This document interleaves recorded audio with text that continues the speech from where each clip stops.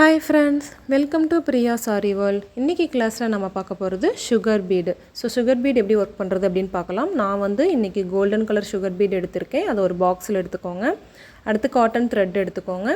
அடுத்து பாத்தீங்கன்னா wooden aari needle. இது வந்து நான் யூஸ் பண்றது. நீங்க வந்து துளிப் யூஸ் பண்ணீங்கன்னா துளிப்ல நம்பர் 23 or 24 எது வேணாலும் எடுத்துக்கோங்க. இப்போ பாருங்க இந்த bead லோட் பண்றதுல two methods இருக்கு. So first method பாத்தீங்கன்னா நம்ம வந்து ரேண்டமா அப்படியே உள்ள விட்டு தள்ளிட்டே இருந்தோம்னா அதுவே ஆட்டோமேட்டிக்கா லோட் ஆயிக்கும். So இந்த மாதிரி பண்ணலாம். இது வந்து நமக்கு டைம் சேவ் ஆகும். சீக்கிரம் லோட் ஆயிரும். நம்ம வந்து குயிக்கா வர்க் பண்ணலாம். இல்லைனா நம்ம இன்னொரு மெத்தட் எப்படினா ஒவ்வொரு பீடா தனித்தனியா வந்து லோட் பண்ணலாம். சோ இது வந்து கொஞ்சம் டைம் அதிகமா எடுக்கும். சோ ஃபர்ஸ்ட் மெத்தட் உங்களுக்கு ஈஸியா இருக்குனா நீங்க அந்த மெத்தடை யூஸ் பண்ணிக்கோங்க. இல்லைனா இந்த மெத்தட் யூஸ் பண்ணிக்கோங்க. சோ இந்த மாதிரி பீட் பண்றது நம்ம கத்து வெச்சுக்கிறது நமக்கு நல்லது. சோ அடுத்து பார்த்தோம்னா நம்ம என்ன கிளாத் எடுத்துக்கறோமோ அந்த கிளாத் உடைய கலருக்கு மேட்சா தான் நாம வந்து thread எடுக்கணும். சோ நான் வந்து white கலர் கிளாத்துக்கு white or sandal இந்த மாதிரி எடுத்துக்கிட்டா ஓகே. நான் வந்து light sandal எடுத்துர்க்கேன். சோ இது வந்து பெருசா வெளிய தெரியாது அதுக்காக தான். இப்போ வந்து சிங்கிளா வந்து thread எடுத்து அத வந்து ஒரு knot போட்டுக்கறேன். சோ எப்பவுமே நீங்க வந்து bead work பண்றீங்க அப்படினா டபுளா போடணும்ங்கற அவசியம் இல்ல. சிங்கிள் thread போட்டீங்கனாவே போதும். நீங்க யூஸ் பண்ற cotton thread வந்து கொஞ்சம் பிராண்டடா எடுத்துக்கோங்க. சோ நான் வந்து இப்போ ஒரு லூப் ஃபார்ம் பண்ணி நான் வந்து thread வெளியில எடுத்துக்கறேன். சோ வெளியில எடுத்ததுக்கு அப்புறம் bead வந்து லோட் பண்ணனும். சோ bead வந்து நீங்க two டைப்ஸ்ல எந்த டைப்ல வேணாலும் லோட் பண்ணிக்கோங்க. நான் வந்து ரேண்டமா லோட் பண்றேன். நீங்க ஒரு பாக்ஸ் மாதிரி போட்டு வெச்சிட்டீங்கன்னா உங்களுக்கு ரொம்ப ஈஸியா இருக்கும். சோ இப்போ நான் வந்து லோட் பண்ணிட்டேன். இப்போ பாருங்க அந்த threadல வந்து நீடில விட்டுட்டு நான் வந்து bead வந்து இப்போ எடுத்துட்டேன். அத வந்து ஒரு விரல்ல வந்து பிடிச்சிட்டேன். சோ நம்ம கொஞ்சம் லூஸ் விட்டாலும் எல்லா பீடும் கீழ வந்து விழுந்துரும்.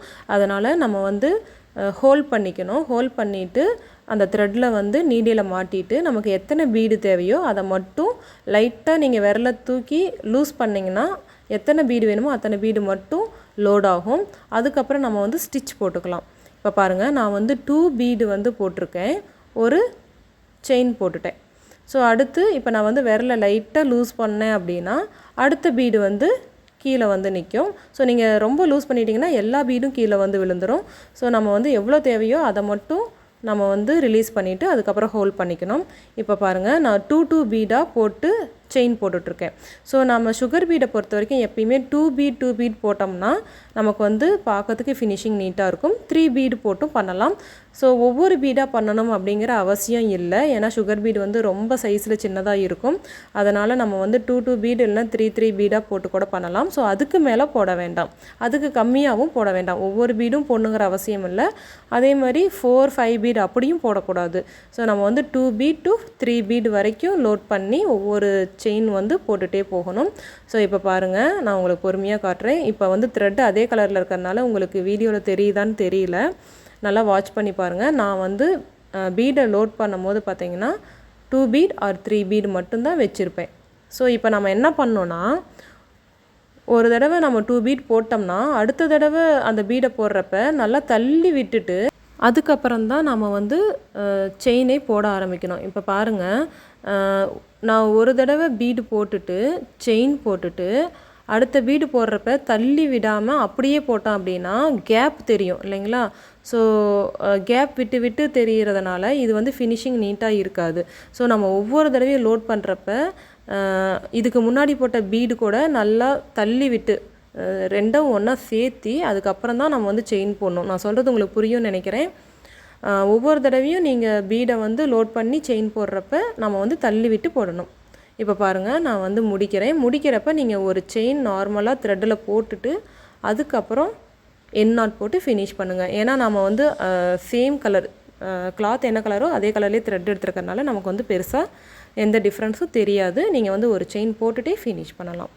இப்போ பாருங்க நான் அடுத்து வந்து உங்களுக்கு ஷேப்லயும் போட்டு காட்டிறேன். இது வந்து உங்களுடைய ஹோம்வொர்க் தான். இது வந்து ஒரு கர்வ் மாதிரி வேவ் மாதிரி போயிருக்கு இல்லைங்களா? சோ இந்த மாதிரி வளையிற இடத்துல எப்படி நாம வந்து பீட் போடணும் அப்படினு உங்களுக்கு நான் காட்றேன் பாருங்க. சோ இந்த மாதிரி வளையிற இடமா இருந்தாலும் சரி இல்ல கார்னர் திருப்புற மாதிரி இருந்தாலும் சரி சோ நீங்க வந்து ஒரு பீட வந்து லோட் பண்ணும்போது எப்படி அங்க கொண்டுட்டு வரணும் அப்படிங்கறதை இந்த வீடியோல உங்களுக்கு காட்டிறேன். சோ இப்போ பாருங்க நான் போட்டுட்டே வரேன் பாருங்க. ஸோ ரவுண்ட் இந்த மாதிரி வேவ் இதெல்லாம் இருக்கிறப்ப நம்ம வந்து எப்பயும் போல் நார்மலாக போட்டாவே நமக்கு அந்த ஷேப் வந்துடும். ஸோ இதில் எந்த டிஃப்ரென்ஸும் இருக்காது. நீங்கள் 2 பீடாக போட்டிங்கனாவே போதும். ஒவ்வொரு தடவையும் லோட் பண்ணி தான் போடுற மாதிரி இருக்கும். நீங்கள் வந்து ஒரு தடவை பீட் எல்லாமே தீர்ந்துருச்சு, அடுத்த தடவை நீங்கள் மறுபடியும் லோட் பண்ணுறீங்க அப்படின்னா த்ரெட்டை வந்து கொஞ்சம் நல்லா நீளமாக இழுத்து விட்டுட்டு அதுக்கப்புறமா அடுத்து லோட் பண்ண ஆரம்பிங்க.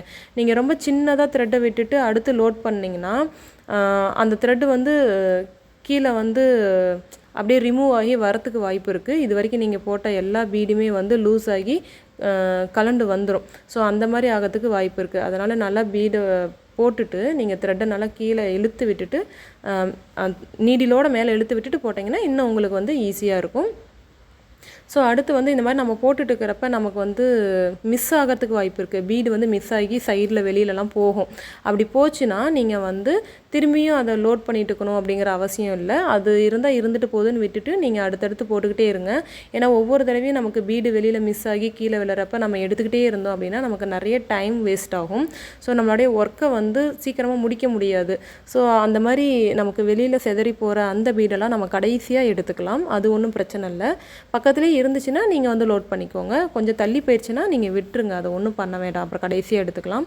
ஸோ இப்போ பாருங்கள், நான் கேர்வில் போடுறப்ப ஒரு பீடுக்கும் இன்னொரு பீடுக்கும் இடையில கேப்பே இல்லாத அளவுக்கு ரொம்ப நெருக்கி பக்கத்துலேயே நம்ம வந்து செயின் போடணும். ஸோ இதில் ரொம்ப முக்கியமானது என்னென்னா பீடை வந்து ஹோல்ட் பண்ணுற விதம். ஸோ நீங்கள் வந்து நீடிலோடு சேர்த்தி ஒரு விரலில் என்ன பண்ணுறது, அந்த பீடை வந்து ஹோல்ட் பண்ணிக்கணும். அது ஒன்று. இன்னொன்று, நம்ம போடுறப்ப 2 பீடா 3 பீடா மட்டும்தான் போடணும். அது ஒன்று. இன்னொன்று வந்து நாட் போடுறது. ஸோ நாட் வந்து த்ரெட்டில் ஒரு செயினை போட்டுட்டு போடணும். ஸோ கடைசியாக நீங்கள் போடுறப்ப ஒரு பீடு மட்டும் போட்டுட்டு அதுக்கப்புறம் என் நாட் போடுங்க. ஸோ எப்பயுமே நீங்கள் போடுறப்ப ஒரு பீடு போட்டுட்டு தான் போடணும். 2 பீட் 3 பீட் போட்டுட்டு என் நாட் போடக்கூடாது. எப்பயும் சிங்கிள் பீட் போட்டுட்டு தான் நாட் போடணும். ஸோ நாட் வந்து ரொம்ப பர்ஃபெக்டாக ப்ராக்டிஸ் பண்ணிக்கோங்க. அடுத்து நாம் வந்து கார்னர் டேர்ன் பண்ணுற மாதிரி ஒரு ஷேப் பார்க்கலாம். ஸோ இந்த ஷேப் பார்த்தீங்க அப்படின்னா 4 கார்னர் வந்து டேர்ன் பண்ணுற மாதிரி இருக்குது இல்லைங்களா? ஸோ இப்போ எப்படி போடுறதுன்னு பாருங்கள். இந்த இடத்துல வந்து நம்ம சைஸுக்கு தகுந்த மாதிரி ஷேப்புக்கு தகுந்த மாதிரி நம்ம அட்ஜஸ்ட் பண்ணணும். இப்போ பாருங்கள், இந்த இடத்துல வந்து போட்டுட்டேன். இப்போ பக்கத்தில் சின்னதாக ஒரு செயின் ஒன்று த்ரெட்டில் போட்டுட்டு அதுக்கப்புறம் தான் நான் வந்து அடுத்த டைரெக்ஷனே போகிறேன். ஸோ இந்த இடத்துல கார்னர் திருப்புறது இப்படி தான். ஓகேங்களா? இப்போ பாருங்கள், நான் 2 பீடாக போட்டே வரேன். ஸோ உங்களுக்கு நான் சொல்கிறது புரியும்னு நினைக்கிறேன். நம்ம த்ரெட்டில் பண்ண மாதிரி கார்னர் திருப்புறது கிடையாது. இதில் வந்து கொஞ்சம் டிஃப்ரெண்ட்டாக இருக்கும். ஸோ ஃபஸ்ட்டு நமக்கு தேவையான அளவு போட்டுட்டு நம்ம வந்து என்ன பண்ணோன்னா அடுத்த டைரெக்ஷன் போகிறப்ப த்ரெட்டில் ஒரு செயினை போட்டுட்டு அதுக்கப்புறம் தான் நம்ம வந்து பீடை லோட் பண்ணி செயின் போடணும். அப்போ தான் நமக்கு வந்து பர்ஃபெக்டாக கார்னர் திரும்பும். நீங்கள் வந்து அந்த த்ரெட்டில் போடுற அந்த சின்ன செயினை போடாமல் போட்டுட்டீங்க அப்படின்னா கண்டிப்பாக அந்த இடத்துல டேர்ன் வந்து ஆகாது. நமக்கு வந்து கர்வ் மாதிரி ஆயிரும். ஸோ அந்த ஷேப்பே நமக்கு வராது பர்ஃபெக்டாக. ஸோ எப்பயுமே நீங்கள் வந்து அதை மைண்டில் வச்சுக்கோங்க. அடுத்து பார்த்திங்கன்னா நம்ம வந்து ஃபினிஷ் பண்ணுற இடம். ஸோ ஃபினிஷ் பண்ணுறது பார்த்திங்கன்னா நம்ம ஆல்ரெடி போட்ட பீடு ஒர்க்குக்கு பக்கத்துலேயே நாம் வந்து வெளியில் தெரியாத மாதிரி ஃபினிஷ் பண்ணணும். என் நாட் போடுறப்ப இப்போ நான் வந்து கார்னராக இருக்கிறதுனால ஆப்போசிட்டில் கொண்டு போய் அப்படியே ஃபினிஷ் பண்ணிட்டேன். நீங்கள் வந்து சைடில் கூட ஃபினிஷ் பண்ணலாம். So left side or right side bead போட்டிருக்கிற இடத்துக்கு பக்கத்துலேயே ஒட்டி போட்டுட்டோம் அப்படின்னா நமக்கு ஆல்ரெடி அதே கலரில் த்ரெட் எடுத்துருக்கறனால நமக்கு வெளியில் தெரியாது. ஸோ நாட் வெளியில் தெரியாத அளவுக்கு நம்ம ஃபினிஷ் பண்ணிக்கணும். ஸோ இதே மாதிரி நீங்கள் வந்து கண்டினியூவாக ஒரு 2 to 3 பாக்ஸ் போட்டு ப்ராக்டிஸ் பண்ணிக்கோங்க. ஸோ இதே மாதிரி தான் கார்னர் திருப்புறது நமக்கு ரொம்ப முக்கியம். ஸோ ப்ராக்டிஸ் பண்ணிக்கோங்க. அடுத்த ஹோம்ஒர்க் பார்த்திங்கன்னா நமக்கு ரவுண்ட் ஷேப். ஸோ கார்னர் எப்படி போடுறதுன்னு பார்த்துட்டோம், வேவ் எப்படி போடுறதுன்னு பார்த்துட்டோம். ஸோ ரவுண்ட் ஷேப்பில் எப்படி போடுறதுன்னு பார்க்கலாம். ஸோ இதில் வந்து ஒரு ரவுண்டு எப்படி போடுறது அப்படின்னு நான் போட்டு காட்டுறேன் பாருங்கள். ஸோ ஃபஸ்ட்டு நம்ம த்ரெட் எடுத்துகிட்டு பீடு லோட் பண்ணிக்கலாம். இதில் வந்து 2 பீடாக நம்ம வந்து ஸ்டிச் பண்ணிகிட்டே வரலாம். இதுக்குமே ஃபினிஷ் பண்ணுறது தான் ரொம்ப முக்கியம். ஸோ ஃபினிஷிங் வந்து நம்ம என்ன பண்ணணும்னா ஆல்ரெடி போட்டிருக்கிற பீடுக்கு பக்கத்தில் வந்து என் நாட் போட்டு ஃபினிஷ் பண்ணணும். ஸோ ரவுண்ட் ஷேப்பை பொறுத்த வரைக்கும் நீங்கள் 2 பீடாக மட்டும் போடுங்க, 3 பீடு வேண்டாம். ஏன்னா ரவுண்ட் ஷேப் வந்து நமக்கு கரெக்டாக ரவுண்டாகவே வரணும் அப்படின்னா நம்ம வந்து 2 பீட் போட்டால் மட்டும்தான் நம்ம வந்து ரவுண்டு வந்து கரெக்டாக கொண்டுட்டு வர முடியும். ஸோ உங்களுக்கு தேவைப்படுற இடத்துல ஒரு பீட் போட்டு கூட பண்ணிக்கலாம். ஸோ இப்போ பாருங்கள், ஸோ ஃபினிஷ் பண்ணுறப்ப எப்பயுமே நீங்கள் வந்து ஒரு பீட் போட்டு தான் ஃபினிஷ் பண்ணணும். சப்போஸ் உங்களால் அந்த டைமில் போட முடியல அப்படின்னா 2 பீட் போட்டுக்கோங்க. ஸோ மேக்ஸிமம் நீங்கள் 1 பீட் போட்டு தான் நாட் போடணும். இப்போ பாருங்கள், நான் நாட் எங்கே போட்டிருக்கேன்னு பாருங்கள். ஸோ இதுக்கு முன்னாடி போட்ட பீடில் ஒட்டி போட்டிருக்கேன். ஓகேங்களா? ஓகே ஃப்ரெண்ட்ஸ், இந்த ஹோம்ஒர்க் எல்லாமே பண்ணி பாருங்கள். ஏதாவது ஒரு டிசைன் போட்டு பாருங்கள். இந்த வீடியோ உங்களுக்கு புரிஞ்சிருக்கும்னு நினைக்கிறேன். டவுட் இருந்தால் கேளுங்க. Okay friends, thank you.